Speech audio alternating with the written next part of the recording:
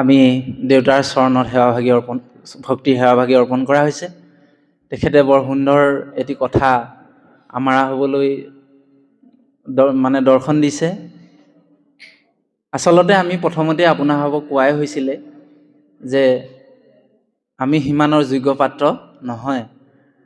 তথাপিতো ভগৱন্তই যি দুই এটি কথা হৃদয়ত হৃদয়ংগম কৰাব, তেনেধৰণেহে আমি আগবঢ়া হ'ব বুলি চেষ্টা কৰা হৈছে।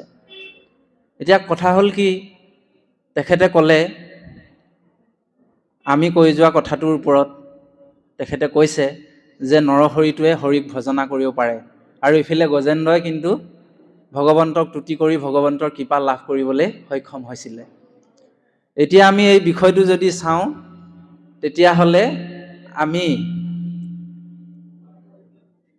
আমি এটা সিদ্ধান্তত আহিব পাৰোঁ, ইয়াৰ দৰ্শন বহুত আছে, কিন্তু আমি চমুকৈ এটা দৰ্শন ইয়াৰ পৰা ল'ব পাৰোঁ যে প্ৰভু ভগৱন্তই কৃপা কৰিলে সকলো সম্ভৱ।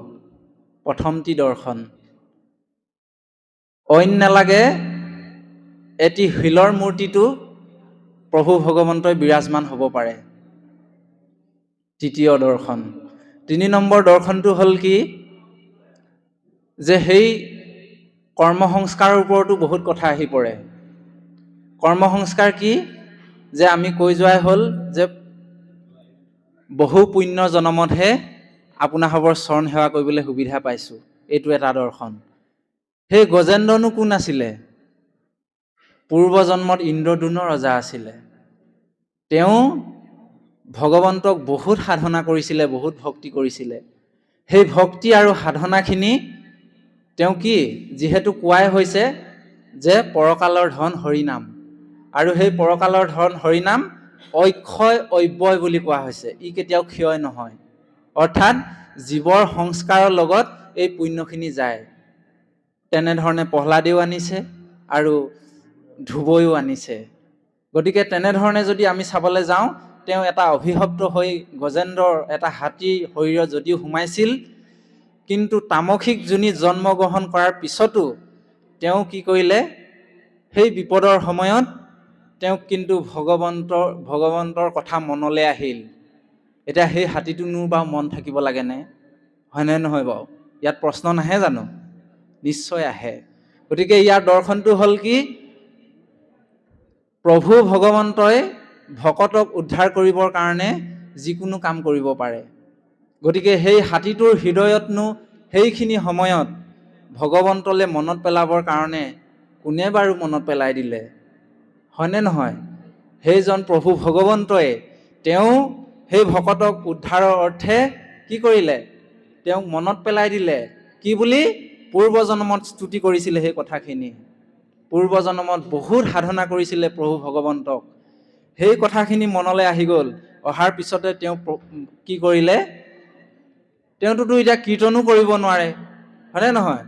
তেওঁ মানস কীৰ্তনৰ দ্বাৰা, অৰ্থাৎ মনৰ দ্বাৰা প্ৰভু ভগৱন্তৰ চৰণত পদুম ফুল এপাহ লৈ ত্ৰাহি হৰি বুলি তেওঁ শৰণ ল'লে। সেইকাৰণে আমাৰ শৰণ লোৱাৰ ব্যৱস্থা আছে, আৰু শৰণটো সেইকাৰণে আমি শুদ্ধভাৱে ল'ব লাগিব, শুদ্ধভাৱে আচৰণ কৰিব লাগিব। তেওঁ সেই ভগৱন্তত যেতিয়া শৰণ ল'লে, তেতিয়াই প্ৰভু ভগৱন্তই তেওঁক উদ্ধাৰৰ হেতু আগবাঢ়ি আহিলে। এতিয়া বিষয়টো আছিলে সেইখিনিতে। যদি প্ৰভু ভগৱন্তই কৃপা কৰে, তেতিয়াহ'লে কি, গুৰুজনাই কীৰ্তনৰ আগতে এটি সংস্কৃতৰ শ্লোক লিখি ৰাখিছে। মুকম কৰোতি বাচালম পংগুম লংঘয়তে গিৰিম যত কৃপা তমহং বন্দে পৰমানন্দ মাধৱম। প্ৰভু ভগৱন্তৰ কৃপা হ'লে সকলো সম্ভৱ। খুৰাইও পৰ্বত বগাব পাৰে, আৰু যিজন মুকবধিৰ, এইটো মাইকটো চাৰ্জ নাই নেকি?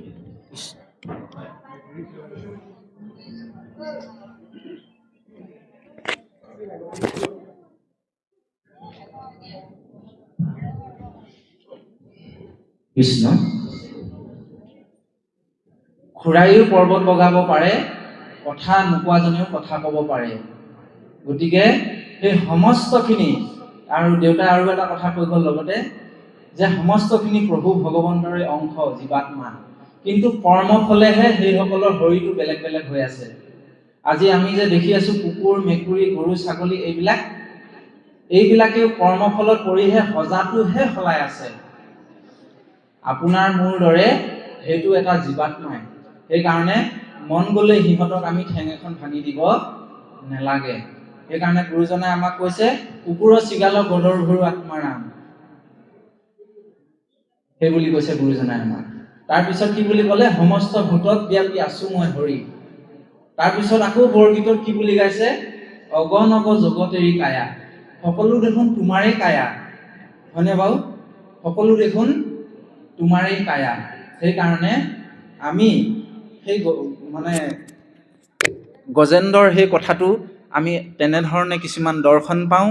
আৰু কথা হ'ল কি, এতিয়া সেই দৰ্শনটো লৈ পেলাই বোলে আমি বেলেগ শৰীৰতো ভকতি কৰিবলৈ পাম বুলি ভাবি আকৌ ইহজনমত ভকতি নকৰাকৈ থাকিলে নহ'ব।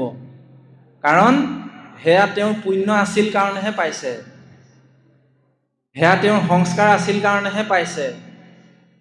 কিন্তু আপোনাৰ মোৰ আকৌ সেইখিনি থাকিব বা নাই, ভগৱন্তৰ কৃপা আছে বা নাই, হয়নে নহয়? সেইকাৰণে আমি এইবাৰেই শেষ বুলি ভাবি আমি প্ৰভুৰ চৰণত শৰণ লৈ আমি ভক্তিকণ অন্তত কৰিব লাগিব, শুদ্ধভাৱে আচৰণ কৰিব লাগিব, শুদ্ধভাৱে শাস্ত্ৰৰ কথা মতে আমি জীৱন প্ৰণালী চলাব লাগিব।